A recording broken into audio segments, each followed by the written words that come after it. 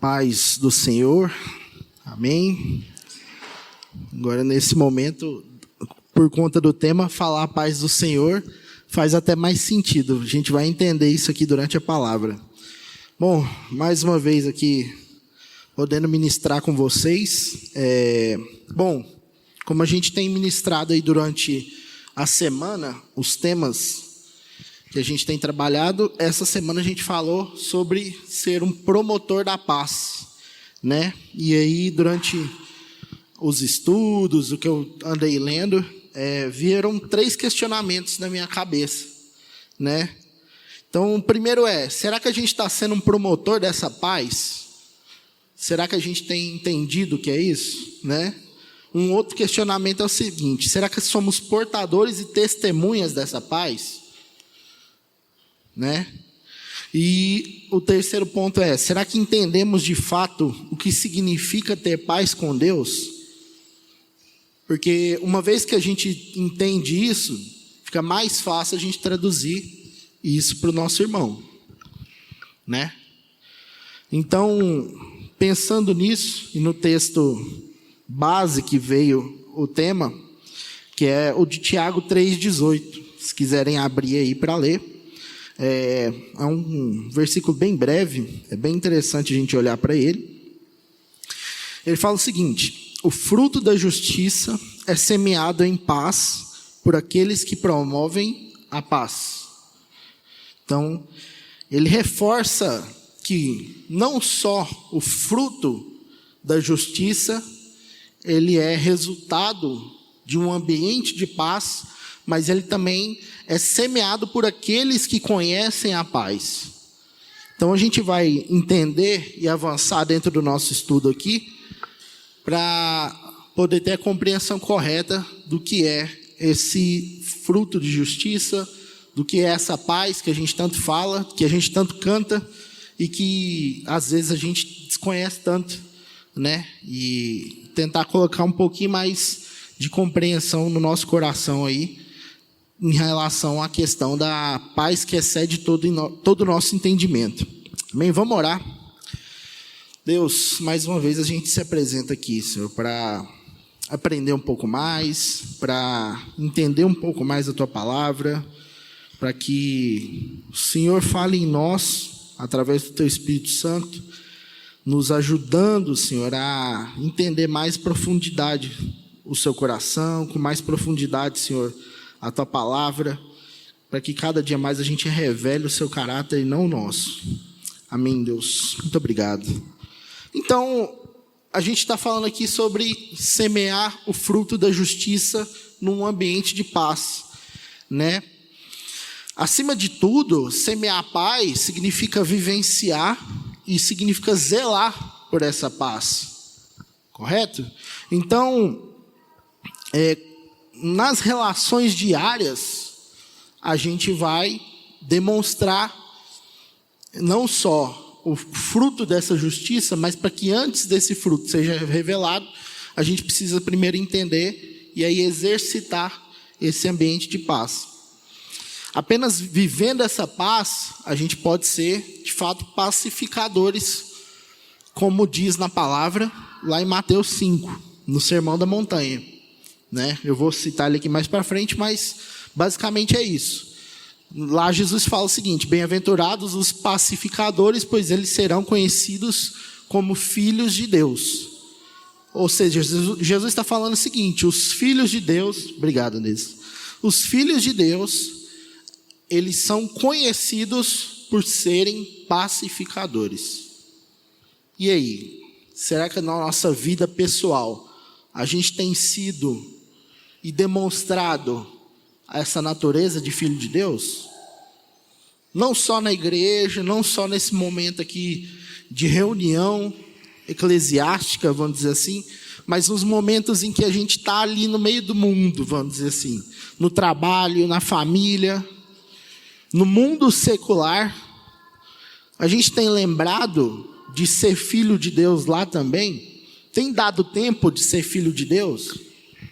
Isso tem sido uma preocupação relevante para nós? Quando a gente pensa em pacificação, quando a gente pensa em natureza divina, quando a gente pensa em novo nascimento. E aí, pensando nessas questões e pensando assim, o que é essa paz e o que essa paz tem como característica? O que é ser um pacificador, ser um portador dessa paz? E eu cheguei em 3 características que eu achei oportunas para a gente explicar, que são, a primeira, ser um pacificador não é ser uma pessoa passiva. Ou seja, quando eu sou passivo, eu não gero conflitos, mas também eu não faço nada para não ter eles. Eu não tenho atividade naquele lugar que eu estou. Então, independente do que aconteça, eu vou ser levado pela circunstância. Muitas vezes a gente acredita que ter paz é ter inatividade, ter inércia e ser, de certa forma, indiferente. Mas isso, no fim das contas, é só covardia. E ser pacificador não é ser covarde, acima de tudo, né? A gente vê aí nos nossos exemplos diários, até em coisas que não são relacionadas à fé cristã, que pessoas que são pacificadoras em tempos de guerra, em tempos de conflitos, elas assumem uma posição e se firmam nela. Muitas vezes a gente vai ver relatos aí de Segunda Guerra Mundial, de relatos de guerra no Oriente Médio, e a gente percebe que, uma vez que alguma pessoa resolveu assumir a responsabilidade de trazer paz para aquele lugar, de abrigar refugiados, de abrigar prisioneiros, ela assumiu uma posição que pode gerar a morte dela, que pode custar a vida dela. Então, ser passivo para nós não é uma opção.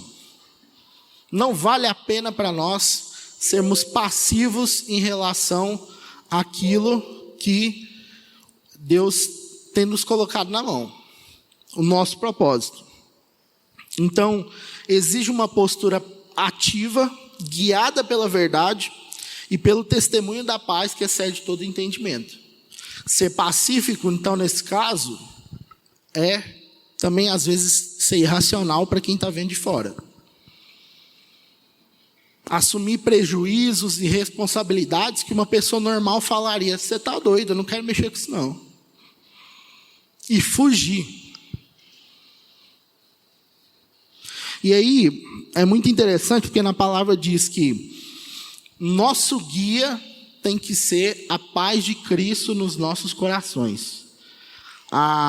Esse versículo está em Colossenses 3,15. Então, ele está escrito assim: que a paz de Cristo seja o árbitro em seus corações, visto que foram chamados para viver a paz, em paz, como membros de um só corpo. E sejam agradecidos. Beleza. Então, ser passivo diante dos conflitos também é um ato de covardia. E aí, quando Paulo está falando para Timóteo, na segunda carta para ele fala que Deus não nos deu um espírito de covardia. Ele nos deu um espírito de poder, amor e domínio próprio. Isso descreve muito bem como tem que ser a nossa relação quando a gente se encontra em conflito.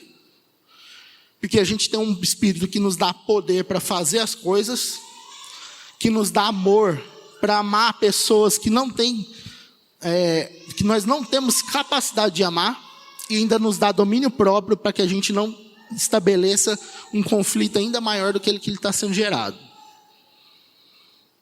Então, olha como é importante. Hoje a gente tem um auxiliador, e esse auxiliador tem trazido para nós ferramentas para lidar com isso, e através disso a gente vai começar a demonstrar o caráter de Cristo. Existe uma questão muito fundamental.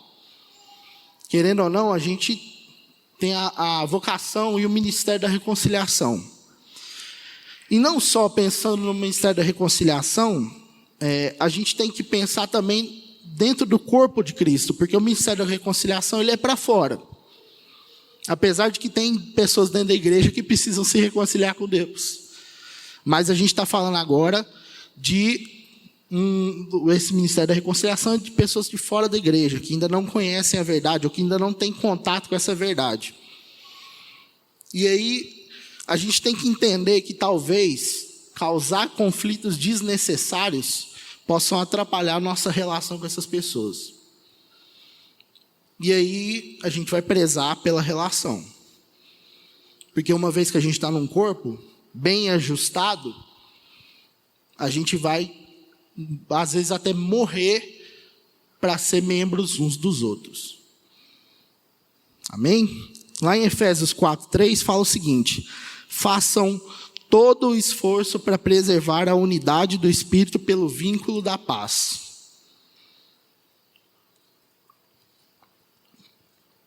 Ou seja, o tempo todo Paulo tem falado sobre isso. Sobre como é importante a gente preservar as relações, sobre como é importante que a gente olhe para o nosso irmão, entenda os momentos que ele tem passado e ame ele, e que a gente compre as brigas corretas. A realidade é essa. Muitas vezes a gente se importa com coisas que são completamente paralelas àquele propósito que a gente tem que seguir. E a gente briga para não sair da briga. A gente briga para não perder a nossa razão, sendo que a gente já perdeu ela há muito tempo.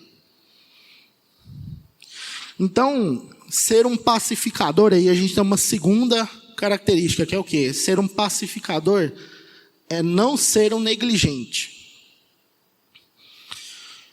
O que é negligência? Quando eu negligencio algo, eu estou sendo irresponsável com aquilo. Então, quando a minha criança está passando fome, ela está suja, eu estou negligenciando ela, porque a minha responsabilidade como pai, ou no caso de vocês, mães e pais, é cuidar daquela criança, porque ela não consegue fazer nada sozinha.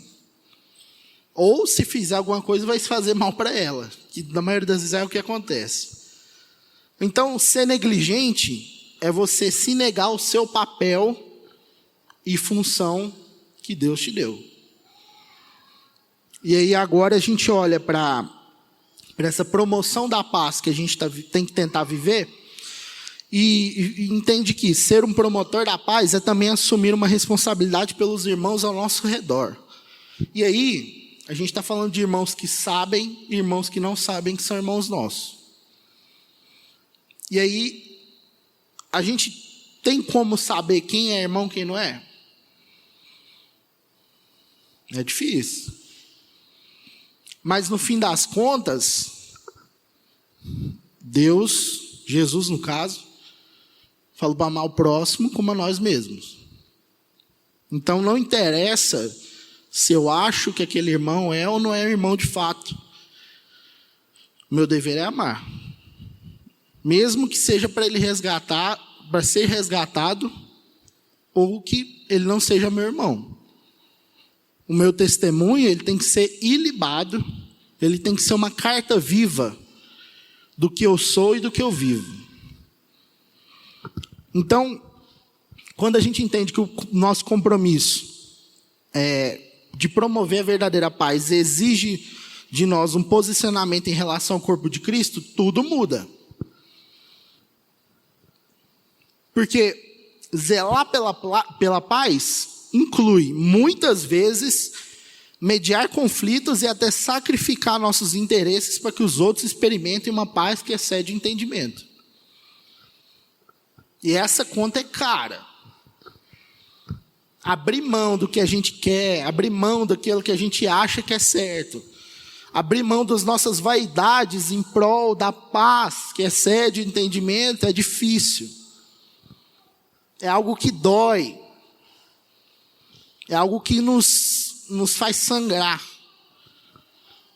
Mas faz parte de oferecer os nossos corpos como sacrifício vivo, santo e eficaz para Deus. Isso é parte do sacrifício que a gente está vivendo. E isso é parte de não conformar nossa mente conforme o mundo pede. Porque uma vez que o mundo diz que a gente tem que se preservar não no sentido de vida, mas no sentido de relações. Você não precisa fazer isso, viva, olhe mais para você e menos para o outro. A gente começa a perceber que existe um pensamento mundano guiado por uma natureza corrompida. E essa natureza corrompida, ela sempre vai colocar em xeque a relação em prol da salvação. Então eu salvo a mim mesmo para que eu não tenha que lidar com o outro. E aí a gente subverte o conceito de salvação. Uma vez que a gente foi salvo, para começar a ajudar os nossos irmãos, para começar a oferecer aquilo que nós temos. E não ao contrário. A gente não está numa corrida para ser salvo. A gente está numa corrida para buscar os nossos irmãos e para parecer cada vez mais com Cristo. Se a gente inverter esses conceitos de salvação para o fim como um prêmio, a gente provavelmente não vai conseguir ser salvo. Porque é graça. Ela nos deu a salvação para que a gente transmita ela. Transmita o amor. E a paz de Deus, como eu disse, ela pode parecer irracional aos olhos humanos, pois desafia a gente a assumir responsabilidades e prejuízos em nome da reconciliação. Contudo, e agora eu vou parafrasear uma citação que a Marina fez ontem lá no Chá de Mulheres, que foi muito boa. A gente é o povo que pode ir de pastos verdejantes à sombra, ou ao vale da sombra da morte. Vou repetir, desculpa, gaguejei. Nós somos o único povo que pode sair de pastos verdejantes e ir para o vale da sombra da morte, sem problemas. Porque além de tudo, a gente não só tem paz com Deus, mas Ele está com a gente. Aí que faz diferença. Então, para nós não existe crise por onde a gente passar.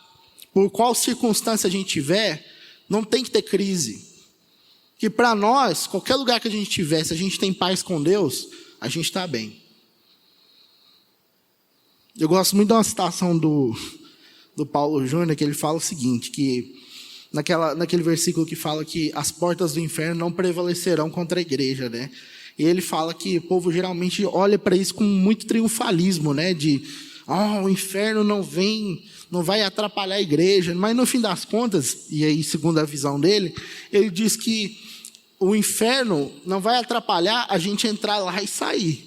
Porque a gente foi salvo, então agora a gente não se importa mais com aquilo que acontece conosco. Porque Deus está garantindo para nós o resultado. Mas agora a gente vai buscar os nossos irmãos que estão perdidos no inferno, que estão perdidos em uma vida totalmente desgraçada e morta, para poder trazer eles para a luz. Através do testemunho, através de demonstrar Cristo nas nossas relações. Não por um esforço humano. Jamais. Mas porque a gente encarnou o Evangelho e agora a gente vive esse Evangelho, custe o que custar. Amém? E aí é interessante também que no Salmo 23, fala que o Senhor é meu pastor e em nada me falta. Corroborando com aquela questão que eu tinha dito, de que agora nós temos tudo, que nós não precisamos mais fazer nada, porque a salvação nos deu tudo.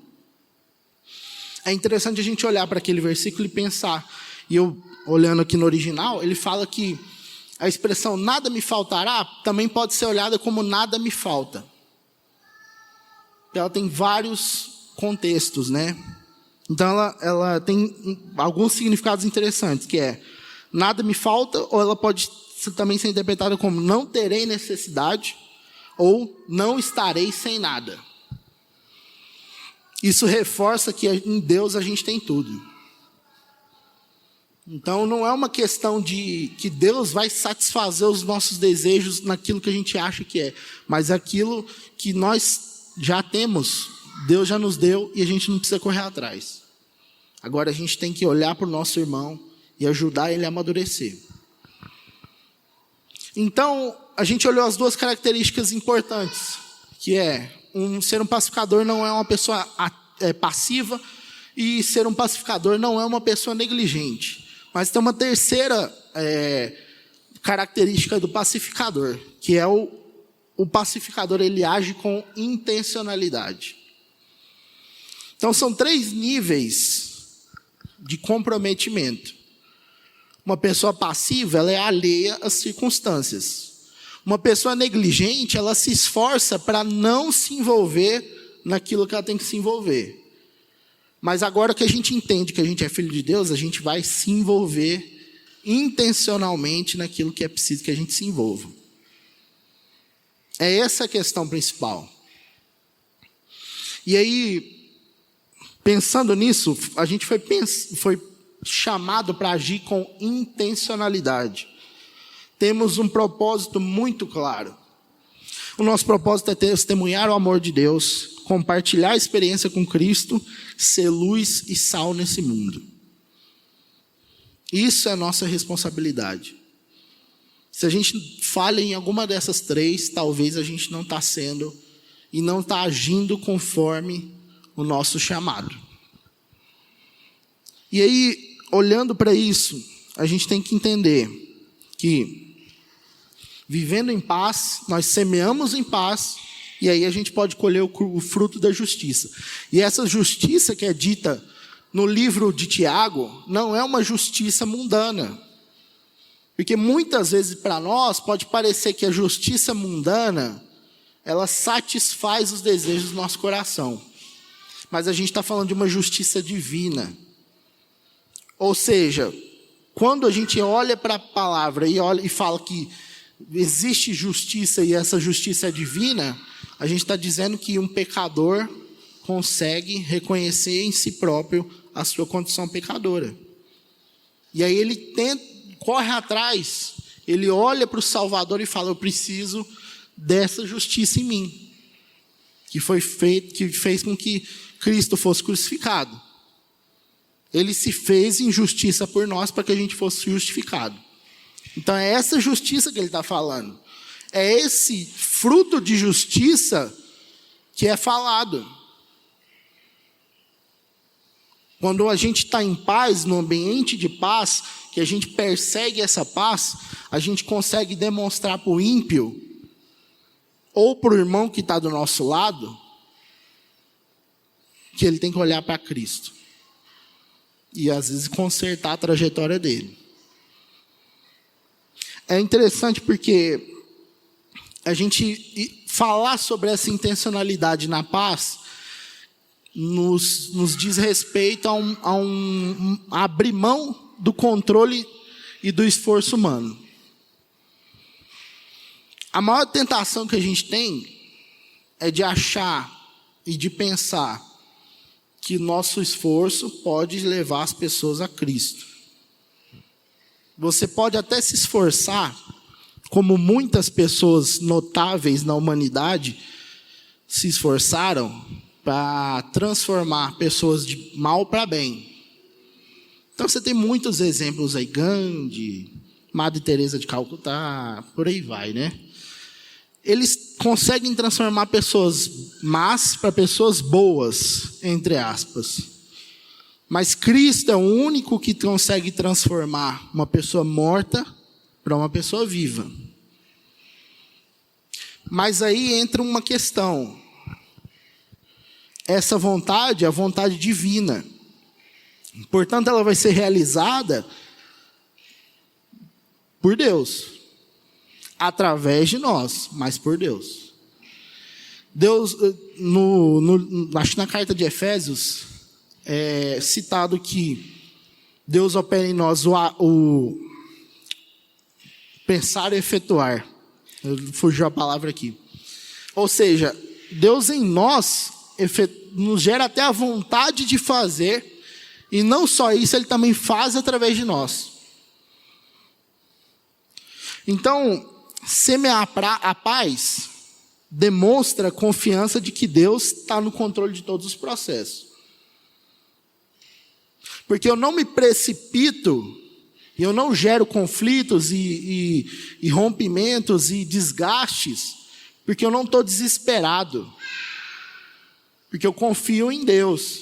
Então eu tenho paz no meu coração, porque eu já tenho paz com Deus, e eu tenho paz de que Deus vai fazer o que Ele tem que fazer. No tempo oportuno. Isso nos faz descansar. Nos faz entender que a gente sabe que Deus é quem dá o crescimento. Então a gente está falando de semear o fruto, correto? Então quando a gente diz que a gente semeia o fruto, a gente só está plantando. Na própria palavra diz que quem dá o crescimento é Deus. A gente não fica lá estimulando a planta. A gente pode até tentar métodos e um monte de outras coisas, mas no fim das contas, quem dá o crescimento é Deus. E a gente não pode desesperar. A gente não pode abrir mão dessa paz para poder simplesmente querer coordenar os processos. Porque é nessas horas que começa a dar errado. Nas horas que a gente acha que a gente tem que começar a colocar nossa mão demais, começa a degringolar as coisas. Começa a dar tudo errado. Porque já não é mais uma confiança em Deus. Deus se torna um personagem distante dentro daquilo que eu acho que é o certo.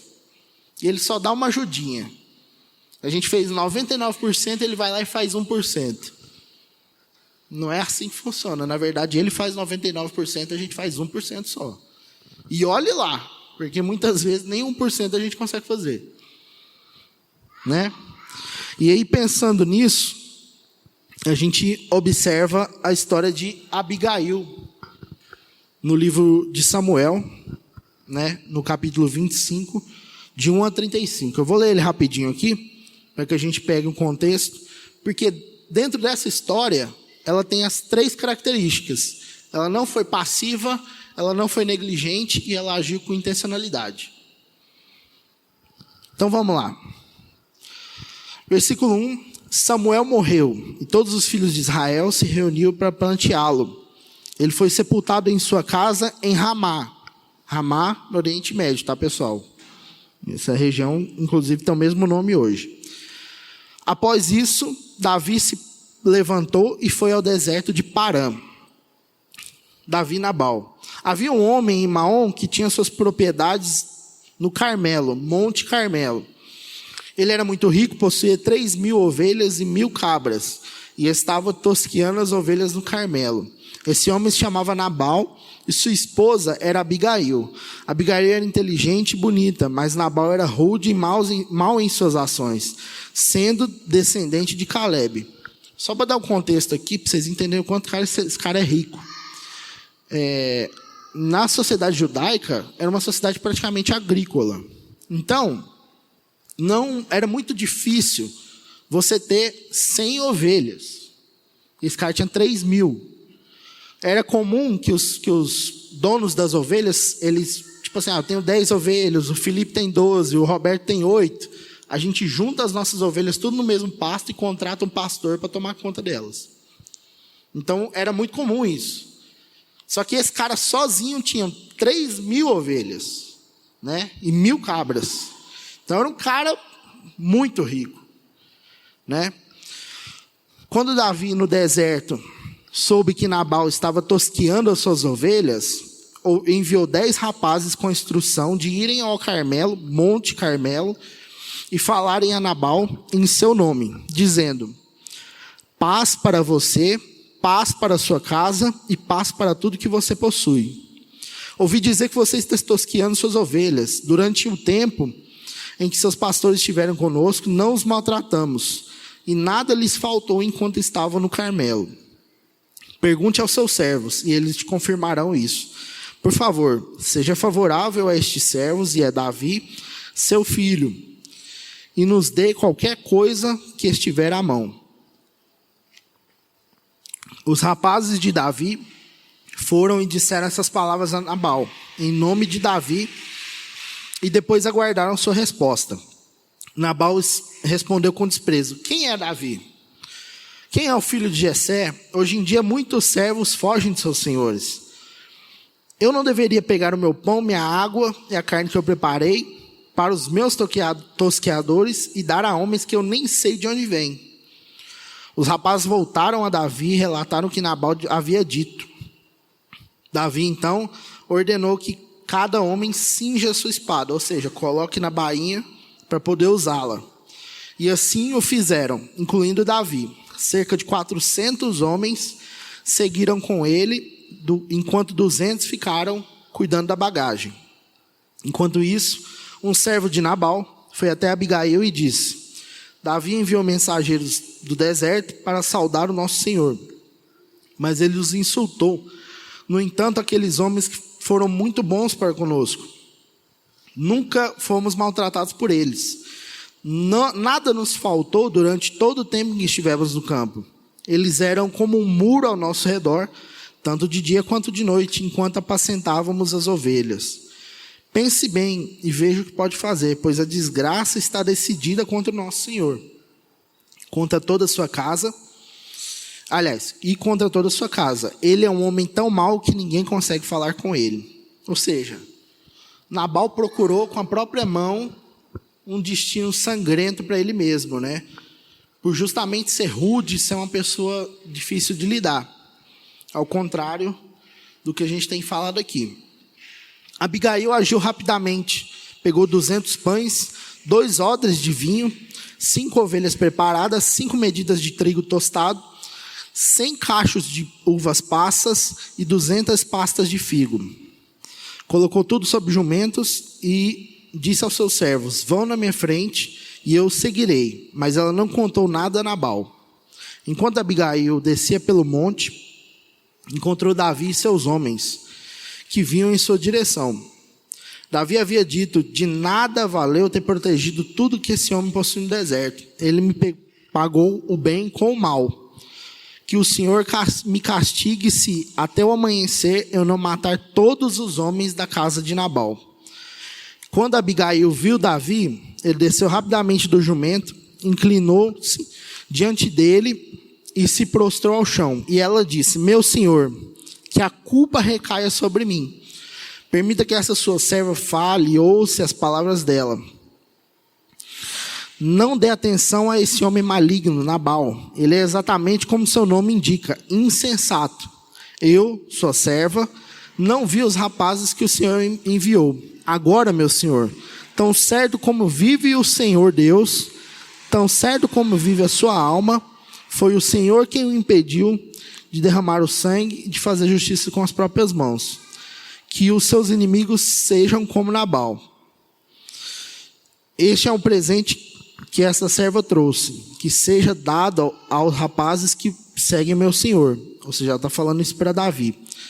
Perdoe a transgressão dessa serva, pois o Senhor certamente firmará a sua casa, porque o Senhor luta as batalhas do Senhor. Que nenhum mal seja achado em você enquanto viver. Que o Senhor o estabeleça como príncipe sobre Israel. Meu senhor, não terá motivo para pesar por derramar o sangue desnecessariamente. Lembre-se dessa serva quando isso acontecer. E aí Davi respondeu: bendito seja o Senhor, Deus de Israel, que hoje enviou você ao meu encontro. Bendita seja a sua sabedoria e você mesma que me impediu de derramar o sangue e de me vingar com as minhas próprias mãos. Davi aceitou os presentes de Abigail e falou: volte em paz para a sua casa. E eu ouvi o que disse e atendeu o seu pedido. Então, a gente para analisar aqui no texto o que Abigail fez.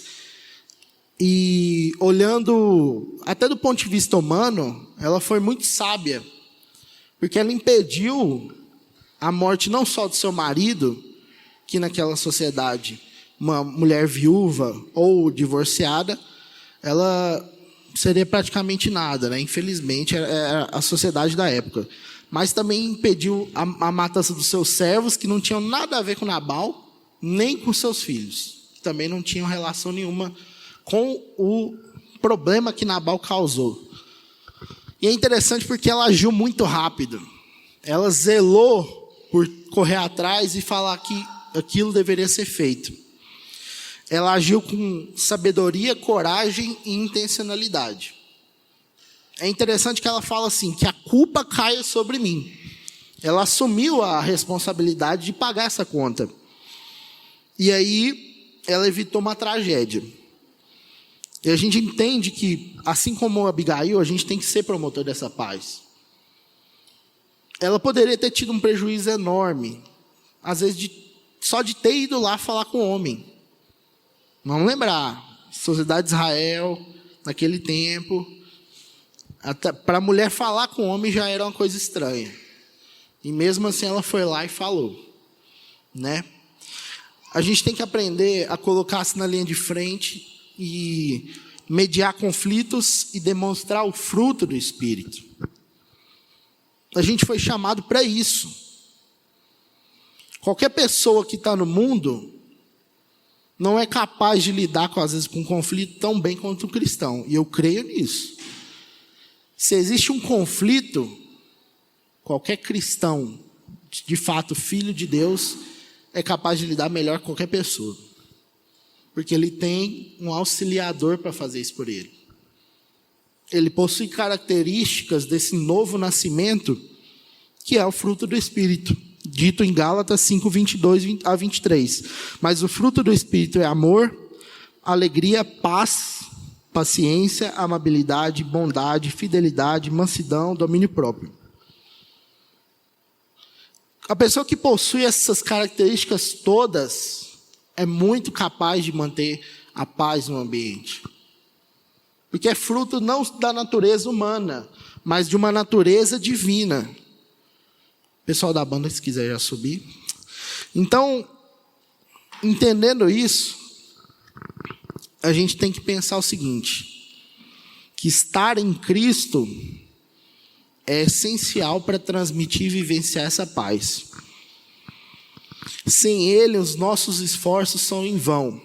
Apenas Cristo, por meio da sua obra redentora, pode transformar as vidas e trazer a paz verdadeira. Como João nos lembra, João lembra no seu Evangelho, no capítulo 16, 33, versículo 33. Tenho-vos dito isso, para que em mim tenhais paz.